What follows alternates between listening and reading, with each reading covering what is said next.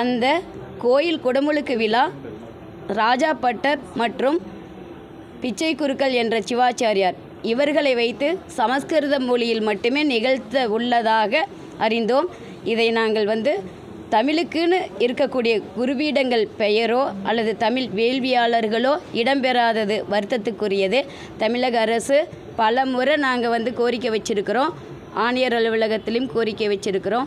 பல முறை போராடி கொண்டிருக்கின்றோம். நாம் தமிழர் வீரத்தமிழர் முன்னணி சார்பாகவும் தெய்வத்தமிழ் பேரவை சார்பாகவும் இந்து வேத மறுமலர்ச்சி இயக்கம் சார்பாகவும் ஒவ்வொரு கோயிலையும் பல ஆண்டுகளாக போராடி தமிழ் வேத முறைப்படி வேள்வி நிகழ வேண்டும் என்பதை கேட்டுக்கொண்டு வலியுறுத்தி வருகின்றோம்.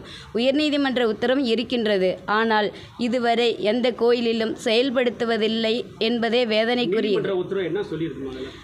தமிழும் தமிழர்களும் முதன்மை பெற்று கருவறையிலும் வேள்வி சாலையிலும் கோபுர கலயத்திலும் தமிழ் வேதம் ஓதி பூசை நிகழ்த்தப்பட வேண்டும் என்பது உத்தரவாக இருக்கின்றது.